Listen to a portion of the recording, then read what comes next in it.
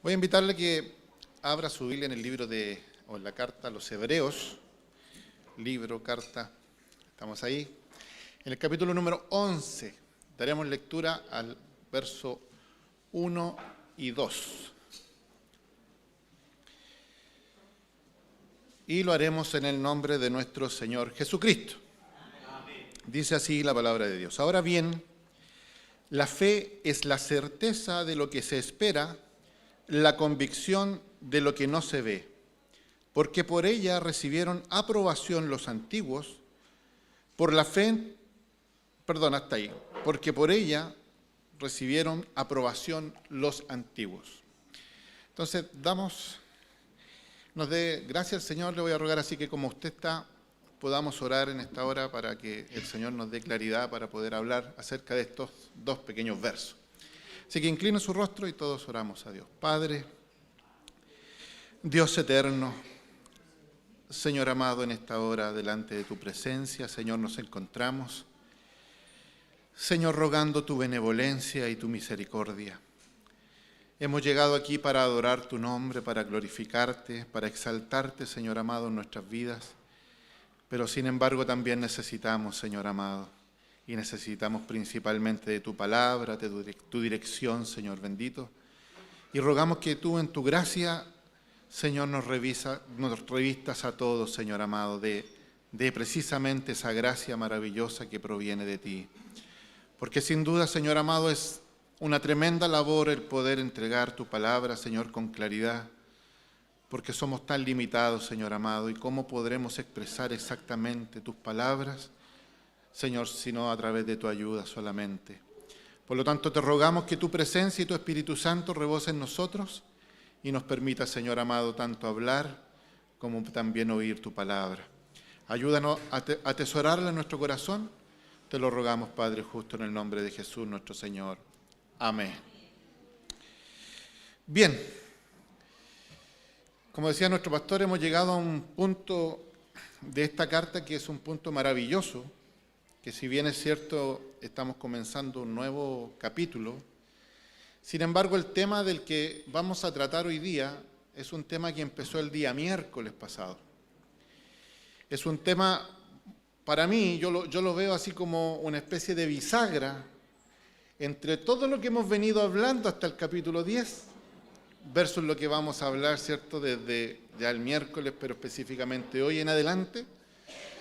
Porque yo no sé si usted ha notado el tenor desde lo que hemos hablado desde el principio, ¿cierto? Si pudiésemos a lo mejor resumir en diferentes cosas, podríamos decir que Dios es superior, que Cristo es superior, que Cristo es superior que los ángeles, que Cristo es superior que la palabra, que Cristo es superior que muchas cosas, ¿cierto? El sistema levítico, pero todo eso está centrado porque el autor del libro de los Hebreos está atacando algo en particular.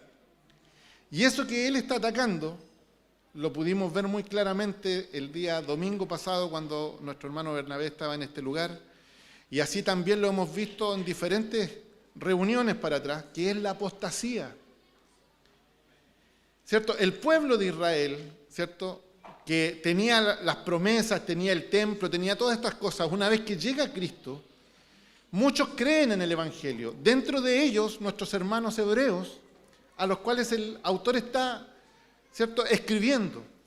Pero ellos, ¿cierto?, para contextualizar todo lo que estamos hablando, en un momento empezaron a desfallecer a causa de muchas cosas que estaban sucediendo a su alrededor. Y muchos de ellos empezaron a irse a las viejas costumbres, al viejo sistema de leyes, al viejo sistema de sacrificios, y es eso lo que el autor está atacando, o lo que quiere él remediar en aquellos que están dentro de la iglesia. Entonces, uno de los principales objetivos del autor es, ¿cierto?, hacer retroceder la apostasía dentro de los que están, ¿cierto?, en esta carta. También les trae el recuerdo a los lectores de las cosas en que ellos creyeron. Porque yo no sé si usted se recuerda, yo me recuerdo muy bien porque yo preparé el mensaje de introducción al libro de Hebreos, entonces hay muchas cosas que están en el libro y que yo las tengo claritas. Pero una de las cosas que pudimos notar en esa ocasión es que el libro de Hebreos, ¿cierto?, que estaba inspirado en la Septuaginta, los lectores de la carta eran muy conocedores de la Septuaginta y de las Escrituras. Sin embargo, ellos estaban retrocediendo. Para ellos, todo lo que el autor de Hebreos ha venido hablando no es algo que sea desconocido. El autor solamente está recordándoles todas las cosas en las cuales ellos han creído, aclarando algunos puntos, pero en el fin le está diciendo, esto es lo que estaba escrito. Y podemos ver muchos pasajes que el autor, ¿cierto?, trae a la memoria del Antiguo Testamento, salmos, libros, ¿cierto?, textos específicos. También les recuerda, y lo pudimos ver el día miércoles, los padecimientos que ellos han, ¿cierto?, ¿cómo así decirlo?, sufrido por la causa de Cristo. Y les dice, mira, estos padecimientos son el fin que hace que podamos crecer, ¿cierto? Y lo pudimos ver el día miércoles de una manera muy hermosa, acerca de por qué razón el padecimiento en mi vida es necesario. Y también, ahora, a través de estos padecimientos, el autor lo que está haciendo es integrando un nuevo concepto para poder desechar la apostasía. Yo no sé si usted entiende lo que es la apostasía. Apostasía es cuando nosotros vamos en una dirección, y en la mañana se nos explicaba muy bien. Pablo decía, ¿cierto?, que sería muy necio de su parte volver a construir aquellas cosas que él mismo había destruido. Es cuando nosotros vamos en una dirección y de repente de la nada nos devolvemos en 180 grados y quedamos retrocediendo en vez de avanzar lo que estábamos avanzando. Entonces, los judíos cristianos, a los cuales el autor de Hebreos le está hablando en esta hora, esos judíos cristianos estaban volviéndose nuevamente a la ley, estaban volviéndose nuevamente a los sacrificios, estaban volviendo nuevamente al templo, desechando lo que era Cristo. Recordemos ¿cuál es el mensaje principal de Hebreos? Cristo es superior. Y cuando entendemos que Cristo es superior, de que todo lo ha hecho Él, que no hay ninguna obra humana que pueda hacer que mi estatura pueda crecer 1 centímetro, si no es la voluntad de Dios, todo es obra de Él. Cuando creo yo que además de eso puedo añadir algo, en la mañana se nos explicaba muy bien esto, cuando yo creo que puedo añadir algo para poder llegar a la presencia de Dios, entonces yo estoy desechando lo principal del mensaje, que es que Cristo es suficiente. Cuando yo entiendo que Cristo es suficiente es porque yo no necesito nada más. Pero sin embargo, cuando yo quiero añadir algo, mire, Cristo puede poner un 99, como Lysol, ¿cierto? 99,99%. Y usted solo colocar un 0,01%. Si es así, el sacrificio de Cristo no es suficiente. ¿Por qué razón? Porque lo más probable que ese 0,01% que nosotros tengamos que cumplir, de acuerdo a Romanos capítulo 1, 2 y 3, podemos ver que no hay ninguno que quiera buscar a Dios. Y como no hay ninguno que quiera buscar a Dios, ni a Cristo, jamás podremos llegar al 100. Por lo tanto, es necesario, y es lo que está haciendo el libro de Hebreos, recordándole a sus lectores de que es solo a través del sacrificio de Cristo que ellos pueden entrar libremente a la presencia de Dios. Nos recordamos de todas estas cosas, ¿cierto? Dentro de la introducción yo me acuerdo que colocaba esto: desarrollo de la apostasía en el libro de Hebreos. Primero, había una pérdida de esperanza en el retorno del Señor. ¿Por qué? Porque todavía no viene. Estamos esperando. Recordemos que para ellos, desde la cruz en adelante, estaban viviendo ya los postreros días, el nuevo siglo. Por lo tanto, ellos esperaban de forma pronta la llegada del Señor. Y esperaban, ¿cierto?, en sus mentes lo podemos ver en algunas cartas del apóstol Pablo, que ellos esperaban de forma ansiosa que Cristo volviera ya. Entonces, cuando van pasando los años, cuando van pasando mucho tiempo, recordemos que esta carta, más o menos, ¿se acuerda cuándo la fechamos o no? La fechamos entre el año 60, 70, por ahí, no más allá, pero ya habían pasado 30, 40 años a lo mejor desde que Cristo fue crucificado. 40 años. Es prácticamente una vida para algunos. Y aún así Cristo no vuelve. Entonces empieza la desesperanza y empiezan a volverse a las cosas atrás. También la creciente lejanía, esos mismos años que cada vez iban acrecentando de las cosas que ocurrieron en el libro de los Hechos, en el libro de los Evangelios. Entonces hay una desesperanza. Añoraban una religión ceremonial como la del tabernáculo. ¿Quién que tiene algo durante tantos años le cuesta tanto romper con ese molde? Sin embargo, ellos lo rompieron y aún así añoraban esas sacrificios, añoraban la pompa, añoraban el templo, ¿cierto? Que no era un templo hecho así al azar, era un templo dedicado que se había sido esculpido de una manera tan maravillosa. Anhelaban esas cosas. Estaba la encrucijada entre el judaísmo y el cristianismo, porque ellos se sentían los dueños, ¿cierto?, de todo lo que tenía que ver con el Evangelio. Y cuando empiezan a ver que empiezan a llegar gentiles, incircuncisos, también empiezan a dudar. La vinculación emocional que tenían con el judaísmo, con sus raíces, el avance del Evangelio de los gentiles y por último lo que nos hablaba nuestro hermano el día miércoles, la persecución. Todas estas cosas iban haciendo que ellos quisieran volver atrás. Estaban cómodos, ¿cierto? Tenían carta abierta con el Imperio Romano. Era la única religión que era permitida aparte de la establecida por Roma. Se les dejaba a los judíos tener sus sinagogas, se les dejaba a los judíos, pero sin embargo el cristianismo empezó a ser perseguido por Roma, y no solo por Roma, sino que también por los mismos judíos. Entonces todas estas cosas permitían que hubiese dudas, que ellos empezaran a cavilar en sus pensamientos y al final terminaran retrocediendo a las cosas que en otro tiempo, ¿cierto?, ejercían y que ya habían establecido que no eran suficientes para la salvación. Nos bendiga el Señor. Entonces ahora se pone en contraste una palabra muy particular, que es la fe.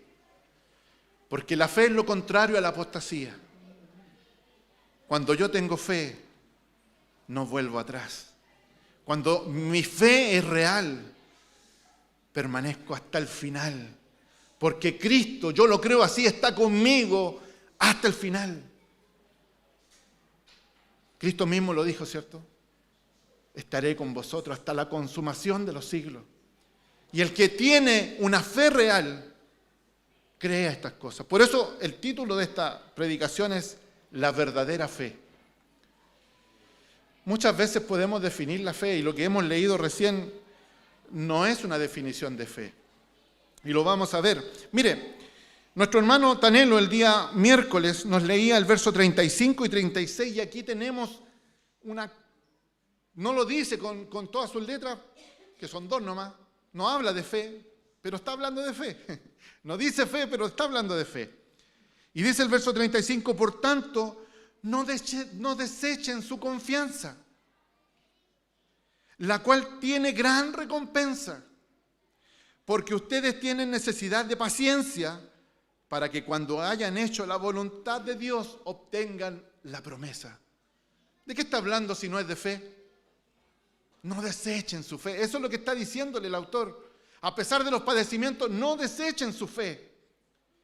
Después nos lleva a la memoria nuevamente y retrocede varios siglos hacia atrás y nos lleva al profeta Habacuc. Y nuestro hermano, ¿cierto?, nos leía y dice, porque dentro de muy poco, y nuestro hermano nos explicaba muy bien el cambio que hacía, el que ha de venir vendrá y no tardará, refiriéndose específicamente al cumplimiento de la profecía que estaba hablando Habacuc, que era Jesucristo. Porque todas las cosas apuntan a Él. Nos bendiga el Señor.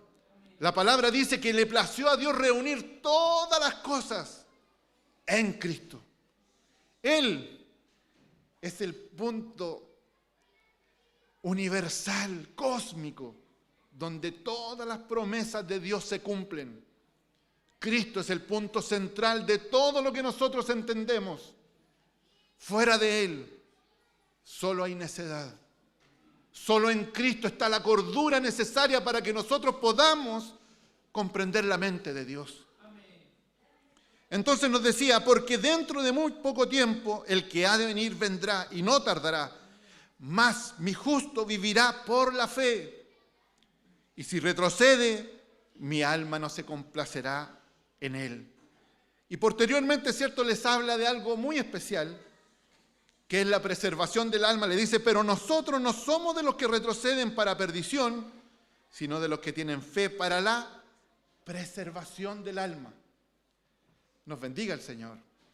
Entonces, cuando pasamos a esta preservación del alma, es un concepto que si yo lo llevo al Antiguo Testamento, lo podemos encontrar en un personaje en particular, pero si lo extrapolamos ahora vamos a entender que ese era un tipo de Cristo.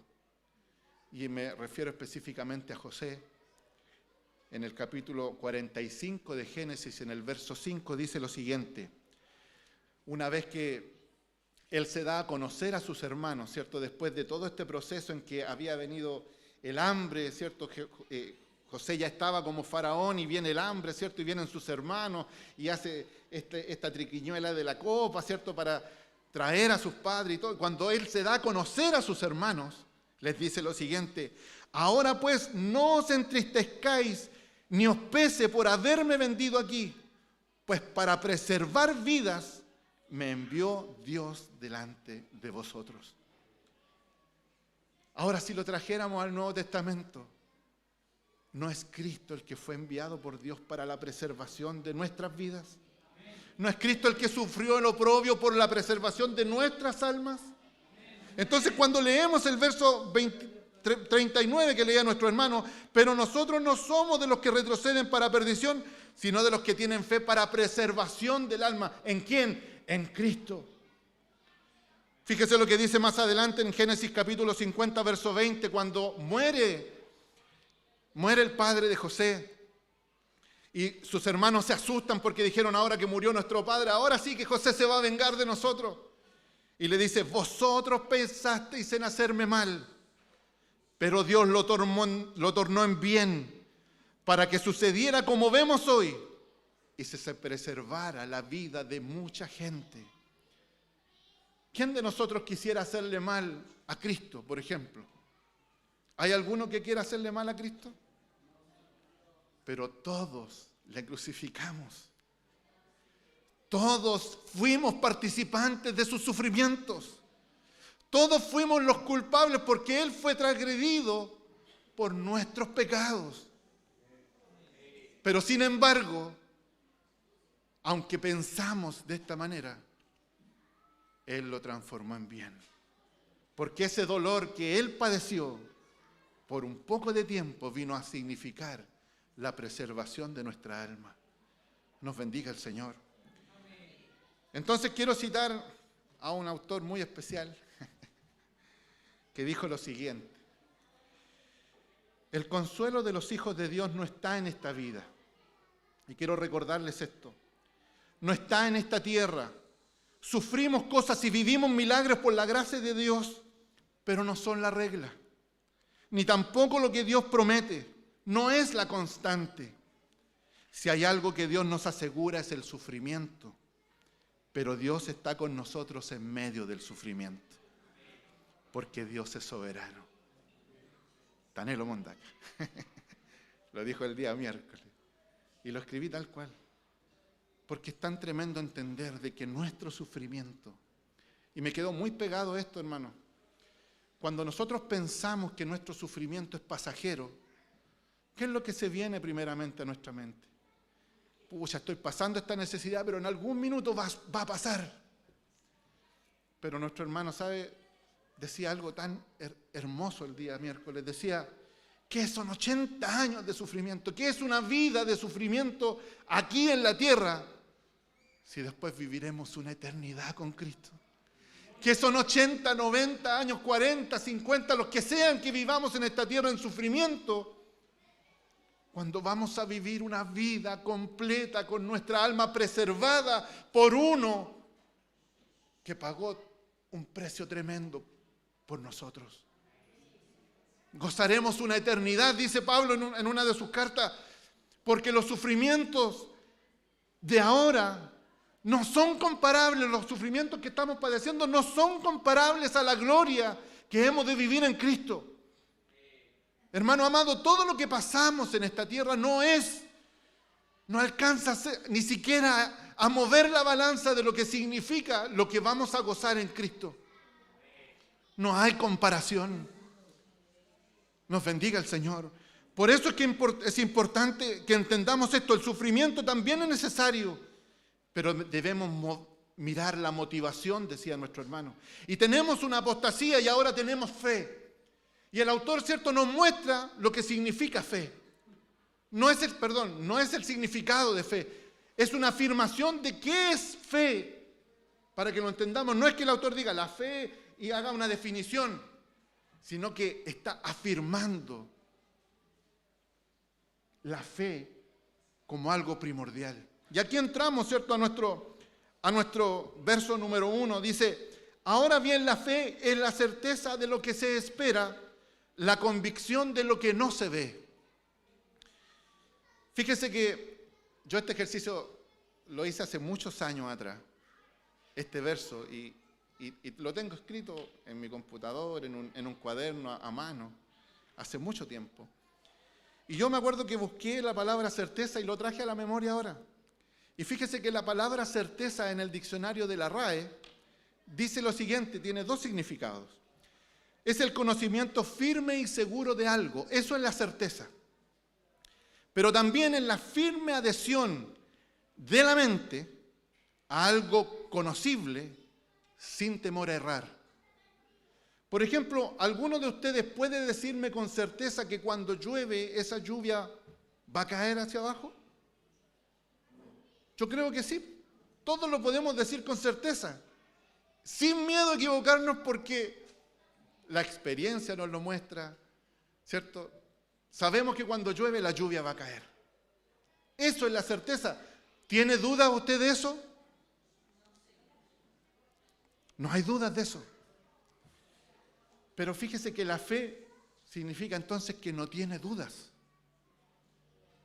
Nos bendiga el Señor. La fe es la certeza de las cosas que se esperan, la convicción de lo que no se ve. Y convicción, ¿sabe lo que significa convicción? Convicción en el diccionario de la RAE significa convencimiento. Es lo que nosotros creemos. Entonces le voy a poner un ejemplo de convicción. En un juicio, un juez declara su sentencia en base a una convicción. Entonces usted puede decir convicción, no es lo mismo que ser convencido. Es precisamente eso. Convicción. El juez declara su sentencia en base a una convicción, ¿cierto? Y toma como base las pruebas que le fueron entregadas. Y en base a esas pruebas, él es convencido de entregar un veredicto. ¿Sí o no? Claro, porque el juez no puede mirar las pruebas y ver que hay una foto donde le está enterrando un cuchillo y después decir, no, él no lo mató. No, pues si está ahí y se convence a sí mismo de que es así y entrega un veredicto. Por lo tanto, eso podemos decir que es la convicción. Pero como les decía, lo que está entregando aquí el autor no es una definición, es una afirmación, que es distinto. Samuel Pérez Millos, no sé cómo se pronuncia, hermano, Milos, ya, Millos por allá. Samuel Pérez Millos dice lo siguiente, él hace una traducción palabra por palabra, concepto por concepto, del griego al español para que lo podamos entender. Y él lo define de la siguiente manera. Este verso escrito por Samuel Pérez Milo, dice lo siguiente: es fe de lo que se espera, base segura. Tenemos un cambio de palabra y la certeza la cambia por base segura. Entonces si lo doy vuelta, podríamos decir, es fe, base segura de lo que se espera. ¿Cierto? Lo tenemos ahí. Ahora bien, la fe es la certeza de lo que se espera.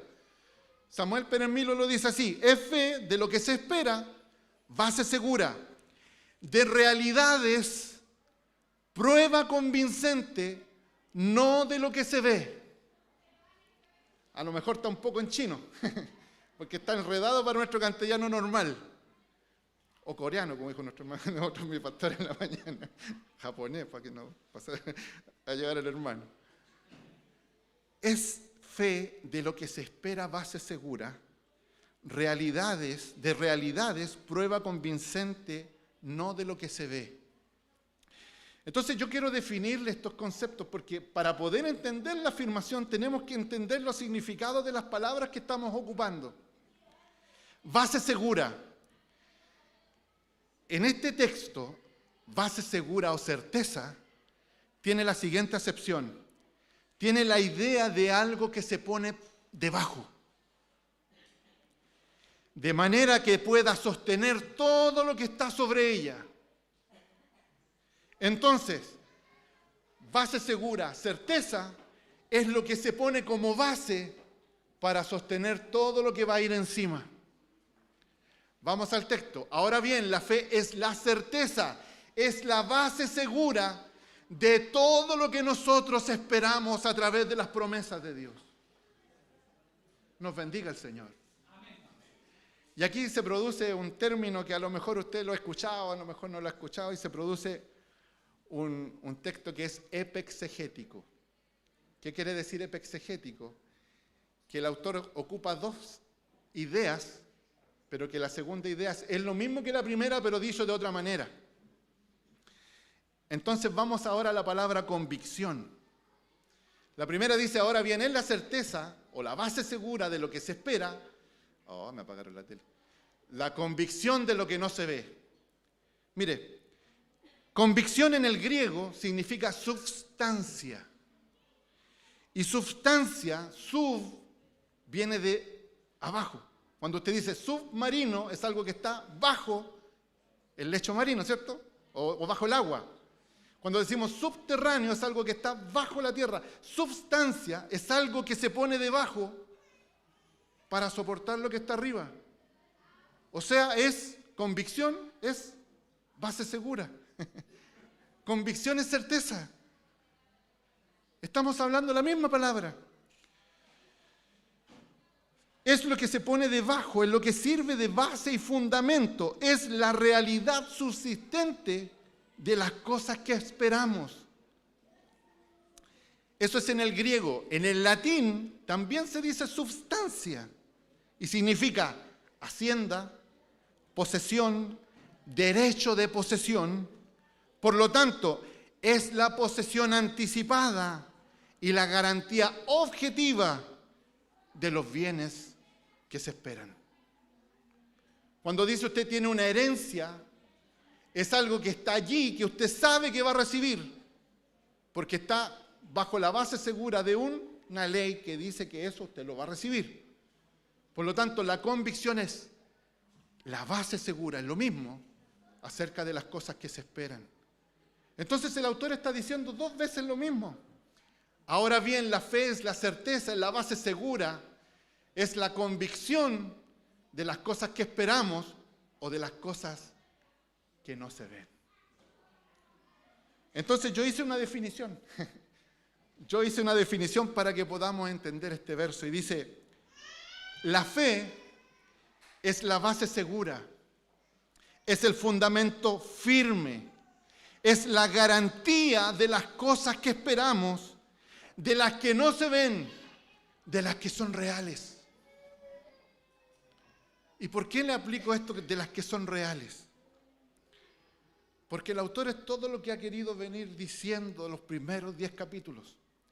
Hermanos, les dice, mira, les habló del nuevo pacto y el antiguo pacto, y este nuevo pacto es una esta es la sustancia o es la base segura de esto que era solo una imagen.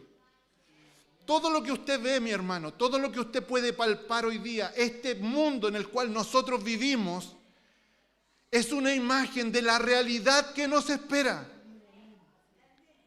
Por lo tanto, los sufrimientos que padecemos durante el tiempo que vivamos en esta sombra son solo pasajeros comparados con la gloria eterna que viviremos en Cristo.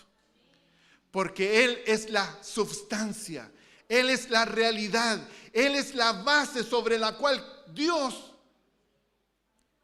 instauró todas estas cosas como una imagen de Él.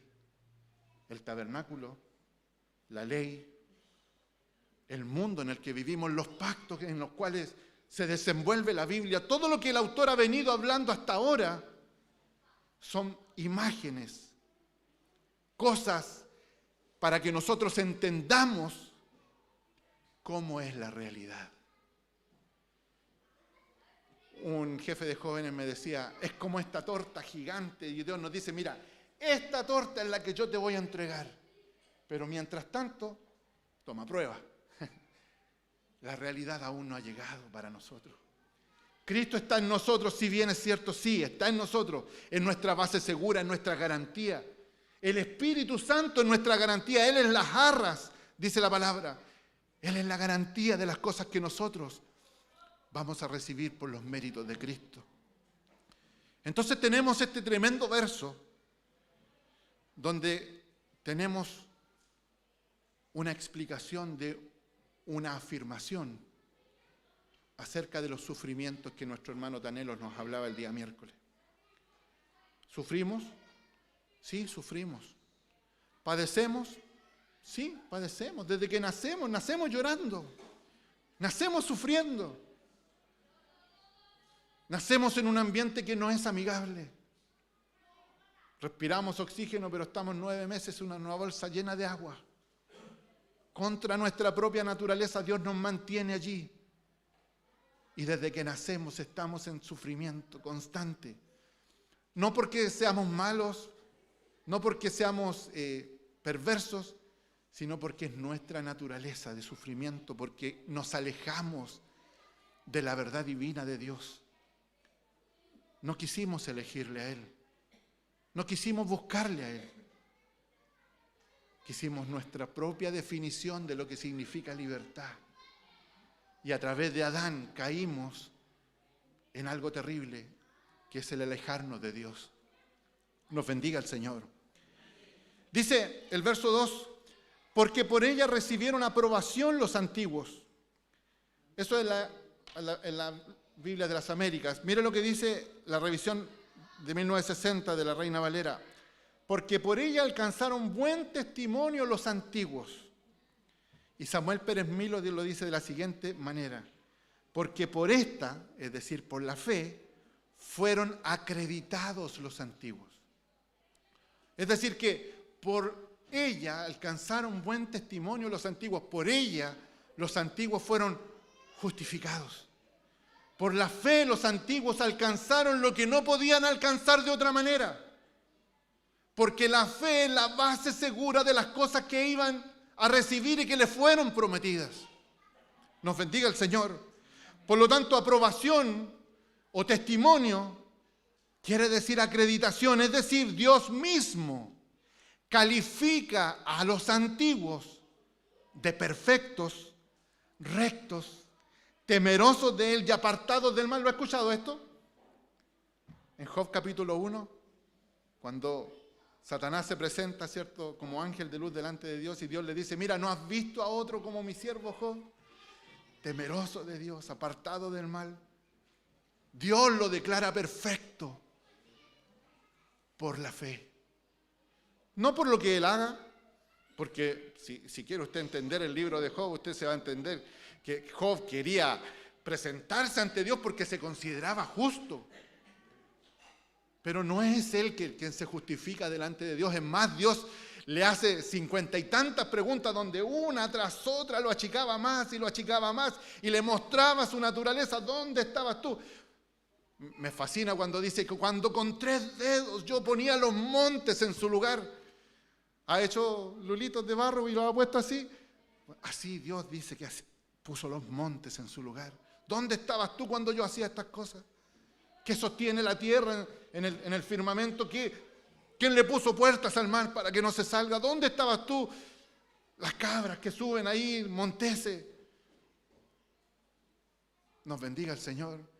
Y cada vez Job tuvo que achicarse más. Pero Dios es quien lo justifica por la fe, porque después Job tiene que decir: una vez hablé, 2 no lo voy a volver a hacer. Porque antes de oídas te había oído, pero ahora, más ahora, mis ojos te ven. Y aunque este cuerpo se deshiciere, dijo en un pasaje por ahí, mis ojos han de ver a Dios. Y nosotros, ¿cree a eso usted?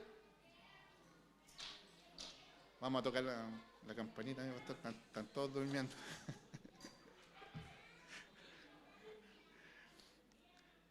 ¿Cree a eso usted? ¿Cree que un día verá a Cristo?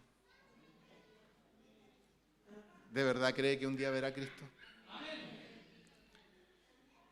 Entonces, volvamos al verso 1, hermanos de comunicaciones. Es pues la fe, la certeza de lo que se espera. Y lo que esperamos son cosas que no se ven. Entonces, ¿qué es lo que esperamos? Y aquí quiero hacer algunas preguntas retóricas. ¿Qué es lo que esperamos nosotros? ¿Qué es lo que esperaban los antiguos? Porque por la fe fueron acreditados, por la fe fueron justificados, pero ellos no esperaban algo. ¿Qué esperaban? ¿Qué es lo que esperaban los lectores de Hebreos? Porque el autor les está escribiendo a los lectores de Hebreos. Y les está diciendo, es la fe, la certeza de las cosas que se esperan. ¿Qué es lo que ellos esperan? ¿Esperan un templo? ¿Esperan un sacrificio que los va a justificar? ¿Qué es lo que esperan? La pregunta retórica, a lo mejor más, ¿qué esperamos nosotros hoy? Hermano amado, ¿qué es lo que espera usted? Porque estamos aquí. Algunos están en el país de los sueños, pero la mayoría estamos aquí. ¿Qué esperamos? ¿Por qué estamos aquí? Hay palabras duras que la Biblia nos habla. Dice, ¿y qué hacéis aquí hollando mis atrios? Dice el Señor. ¿Qué esperamos nosotros? ¿Por qué venimos aquí? Fíjese que a pesar de que la Biblia habla solo de un tipo de fe, la Biblia habla solo de un tipo de fe. Cuando habla de fe, habla de una sola cosa: de la certeza de las cosas que se esperan, de la convicción de lo que no se ve. Pero sin embargo, a pesar de que la Biblia nos habla de un solo tipo de fe, existe extra bíblicamente otro tipo de fe. Y ese tipo de fe es un mal entendimiento de la fe verdadera. Por eso es que le puse a esta predicación la verdadera fe. Podríamos definir una segunda fe, que es una fe natural. Y esa fe natural está definida por nuestra motivación. Fíjese que nuestra motivación va a definir el tipo de fe que nosotros tenemos. Si es esta fe o es una fe natural. Porque fíjese que si la motivación de mi fe es algo que sucede en esta tierra, mi fe es una fe natural. Porque el verso me está diciendo que la verdadera fe es la base segura de las cosas que no se ven. Por lo tanto, todo lo que tengo en esta tierra lo puedo ver y palpar. Si tengo inversiones en Bitcoin, por lo menos veo los números en la pantalla, pero están ahí. Por lo tanto, todo lo que yo tengo a la vista, y si mi fe está puesta en las cosas que se ven, es una fe natural. Y me recuerdo hace muchos años, nunca me he olvidado de esa predicación, mi pastor, cuando le tocó despedir a la mamá del pastor Janito, y habló acerca de la fe natural, y me fui pensando en esta fe. Algunos tenían fe en que hoy día Argentina iba a perder sí o sí. Yo tenía esa fe. no fue suficiente. Pero cuando tenemos una fe que puede medirse a través de las cosas que nosotros vemos, cuidado, porque esa es una fe natural. Y como le dije que es una definición, se la voy a definir. Fíjese que la fe natural es finita. ¿Por qué? Porque termina cuando yo consigo lo que quería. Tengo fe, Señor, en que este año sí que me va a ir bien. Le fue bien, terminó el año, le fue como el forro, pero se le terminó la fe porque se terminó el año.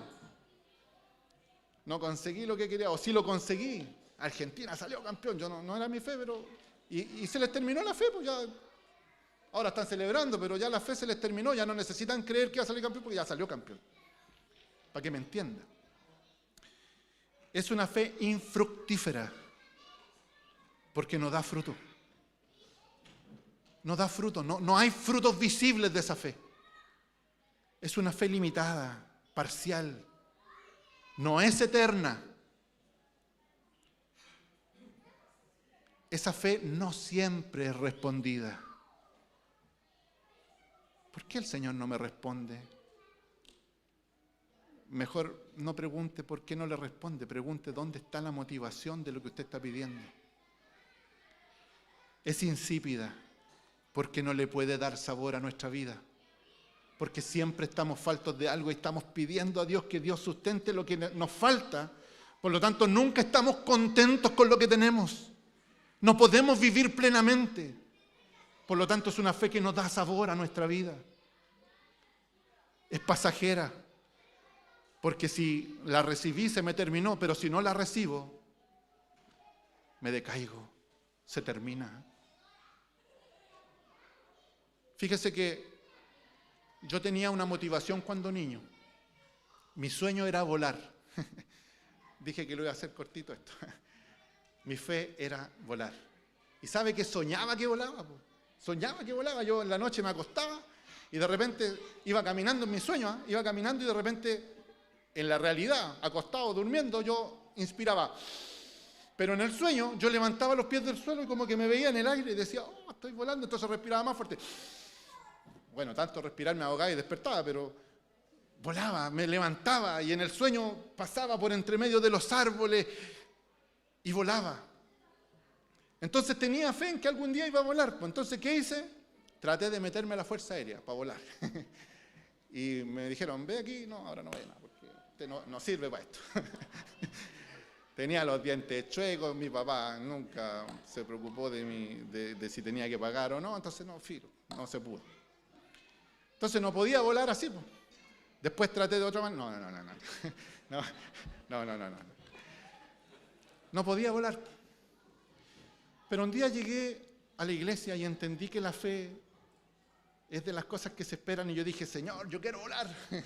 Y por más que apretaba mis ojos, ¿cierto? Tratando de volar no podía.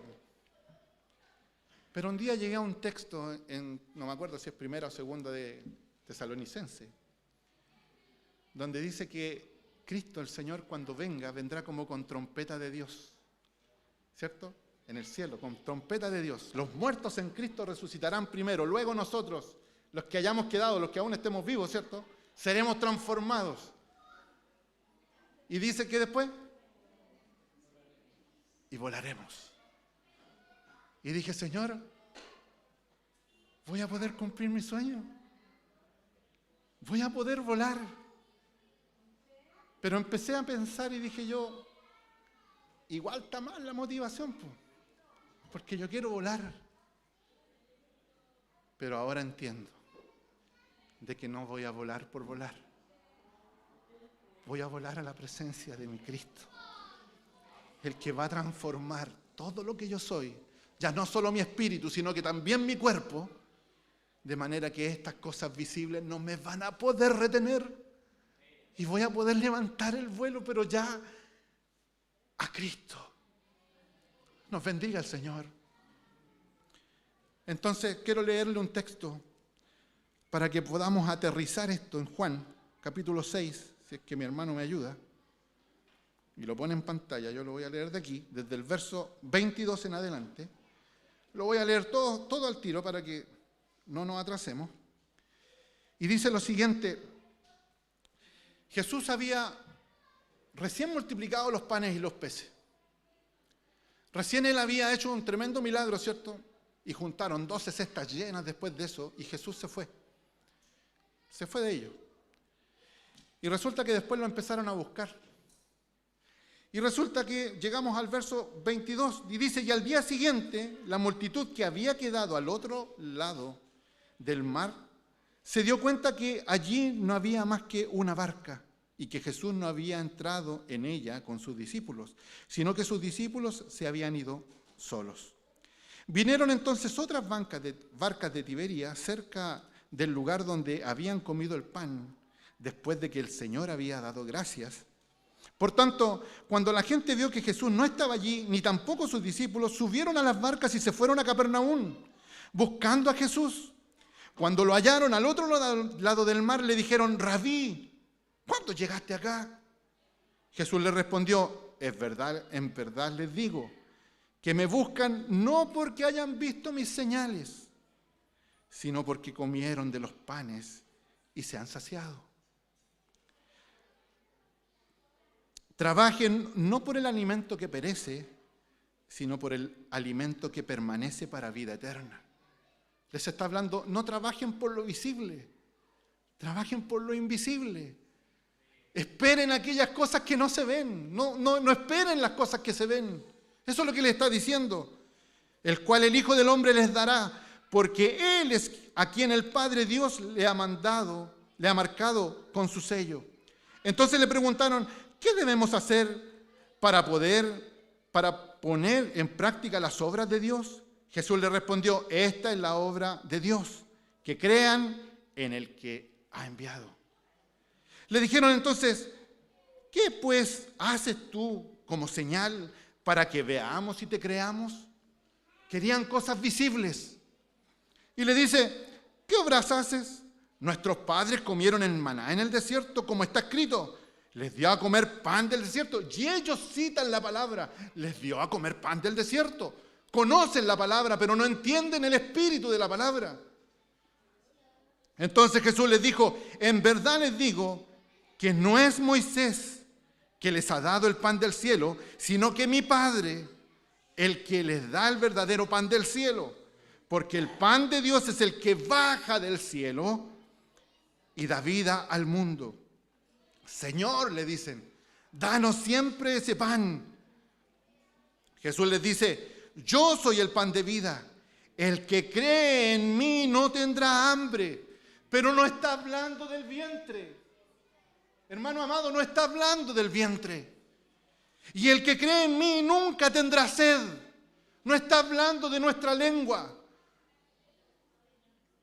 Pero ya les dije que aunque me han visto, no creen. Todo lo que el Padre me manda vendrá a mí. Y el que viene a mí, de ningún modo lo echaré fuera. Porque he descendido del cielo no para hacer mi voluntad, sino la voluntad del que me envió. Y esta es la voluntad del que me envió, que todo lo que Él me ha dado no se pierda nada. Porque esta es la voluntad de mi Padre, que todo el que ve al Hijo. Le pregunto ahora: ¿ha visto al Hijo? ¿Ha visto al Hijo? Sí, yo lo he visto. ¿Está aquí? Aquí está el Hijo. Estas son las que dan testimonio de Él. Le dijo a los que iban camino a Emaús: este es el pan que descendió del cielo, y esta es la voluntad de mi Padre, el que me envió, que todo lo que Él me ha dado yo no pierda nada, sino que lo resucite en el día final. Porque esta es la voluntad de mi Padre, que todo aquel que ve al Hijo y cree en Él tenga vida eterna, y yo mismo lo resucitaré en el día final. Vuelvo a preguntarle en esta hora: ¿cuál es su motivación para estar aquí? ¿Se ve? Hermanos, si se ve, tenga cuidado. Si la motivación que lo mueve ahora para estar aquí es algo que es palpable, es que tengo un hijo enfermo y quiero que el Señor lo sane. Es que tengo un trabajo, tengo lo que sea que usted quiera. Si su fe está en que Dios va a suplir esa necesidad, hermano amado, es una fe natural, que puede o no puede ser respondida porque Dios es soberano. Y su mente, sus caminos, no los conocemos. No sabemos lo que va a suceder mañana, pero sí sabemos que un día Él vendrá. Y cuando Él venga, lo que era en parte será hecho perfecto. Por lo tanto, la motivación en Hebreos para los hijos de Dios y la motivación para nosotros debería ser el conocimiento firme y seguro, la base segura de la preservación de nuestra alma. Porque estamos en Cristo. Amén, dijo la iglesia. No estamos en Cristo, parece, mi pastor. Estamos en los brazos de Morfeo. ¿Estamos en Cristo? Pero no me responda. Respóndase usted mismo ahora. Analícese usted mismo. No, si ya no me respondió, ¿para qué se ponen a pelear ahí atrás? Que bueno, ¿respondimos o no respondimos? No, respóndase usted, ahora usted. ¿Está en Cristo? Piénselo. Analícese. ¿Está en Cristo? La motivación en Hebreos para los hijos de Dios es la firme adhesión del alma, la mente, el alma, el corazón, como quiera llamarle. Porque la definición dice, la firme adhesión de la mente a que lo que va a ocurrir, sin temor a equivocarse. Esa era la definición que dice la mente. Pero cuando la Biblia habla de mente, de corazón, está hablando de una sola cosa. La motivación de Hebreos para los hijos de Dios es la firme adhesión del alma, la firme convicción de nuestra mente, aunque esta tienda terrenal,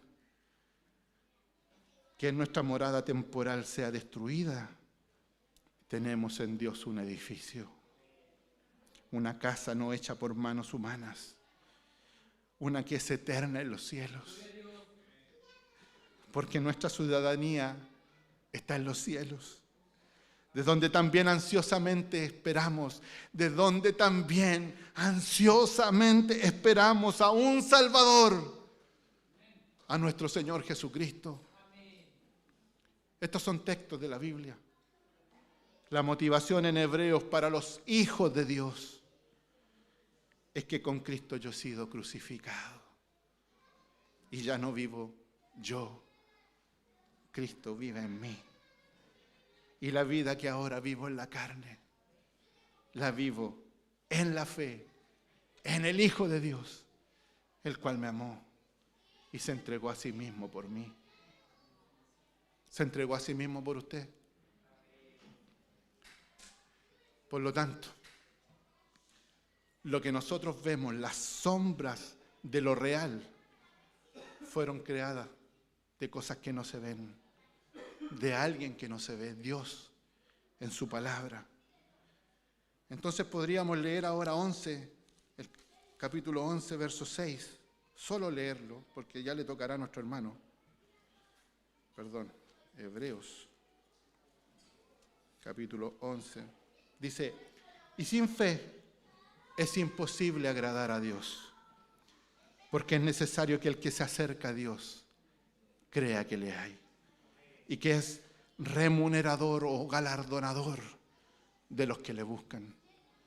Pero ese galardón no está aquí. No está aquí ese galardón. Hebreos 12, 1 y 2 dice, por tanto, puesto que tenemos en derredor tan gran nube de testigos, despojémonos también de todo peso y del pecado que tan fácilmente nos envuelve y corramos con paciencia la carrera que tenemos por delante. Decía nuestro hermano el día miércoles que son 80 años de sufrimiento para una vida eterna en Cristo. Puestos los ojos en Jesús, el autor y consumador de la fe. Él es la sustancia. Él es nuestra base segura. Él es nuestra convicción. Él es nuestra certeza. Él es el cimiento en el cual el hombre sabio edifica su casa. Y aunque vengan vientos y soplen tempestades y venga el río y el mar y acechen contra su casa, no va a caer. Pero no estamos hablando de esta vida terrenal. Estamos hablando de nuestra casa espiritual.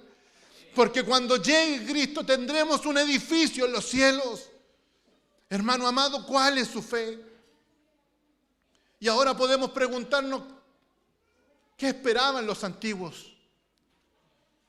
Y el autor de Hebreos empieza maravillosamente desde el verso 3 hasta el final del verso 11 mostrándonos qué es lo que esperaban los antiguos.